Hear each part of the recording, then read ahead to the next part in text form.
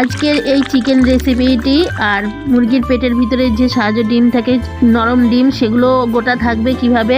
বাচ্চারা তো খেয়ে ভীষণ ভালো বলেছে। তোমরা দেখতে থাকো আমরা কিভাবে এই রেসিপিটি বানিয়েছি। আর বলবো না, আমরা খাচ্ছি।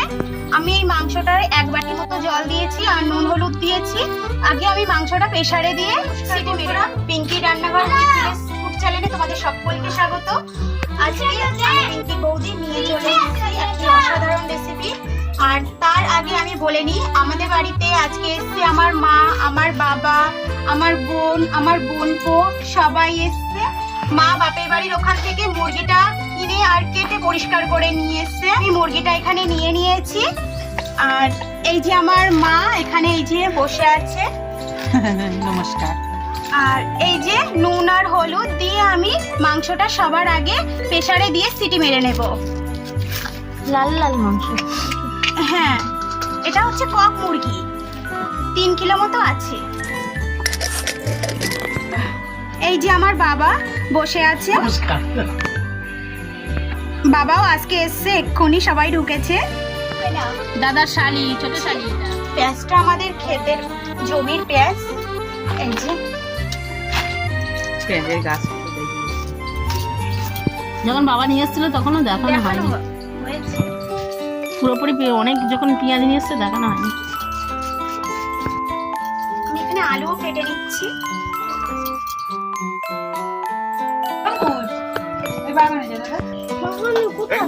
এই তো আমাদের পাশে বাগান। ওই যে দেখেন সাইকেলের পিছন দিকটা ঘুরিয়ে নিয়ে যা। রসুন ছাড়ানো হয়ে গেছে? না না, রসুন ছাড়াচ্ছে।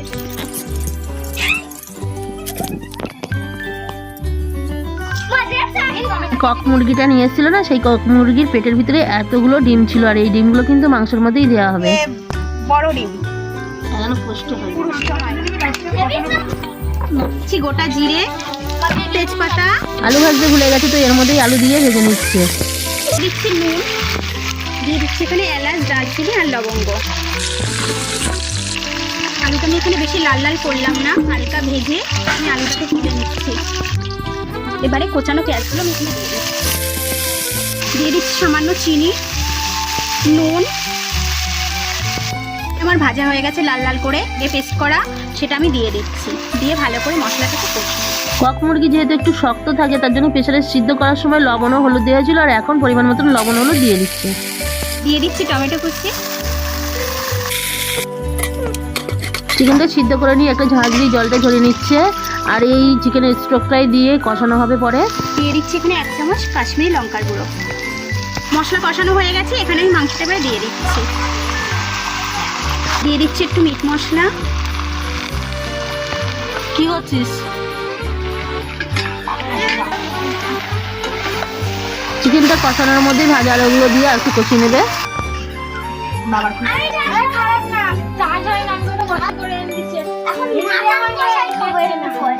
কষানো হয়ে গেছে, আলুটা দিয়েও এবার আমি জলটা দিয়ে দিচ্ছি।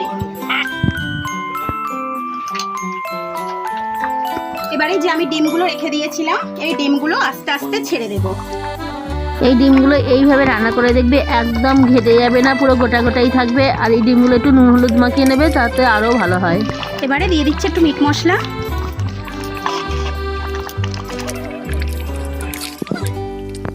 রেডি হয়ে গেছে আমাদের কক মুরগির ঝোল।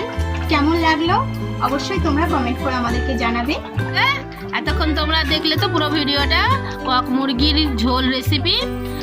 যদি ভালো লেগে থাকে তাহলে অবশ্যই একবার বানিয়ে খেয়ে দেখো। ভালো লাগলে কমেন্ট করে জানিও কেমন হয়েছে। আর নতুন যেসব বন্ধুরা দেখছো অবশ্যই সাবস্ক্রাইব করে দিয়ে পাশে থেকো আমাদের। আর আমাদের পরিবারের সদস্য হয়ে যেও, আমাদেরকেও সদস্য করে নিও। অনেক অনেক করে শেয়ার করে দিও আর লাইক করতে ভুলো না। তো আবার দেখা হবে অন্য কোনো ভিডিও নিয়ে।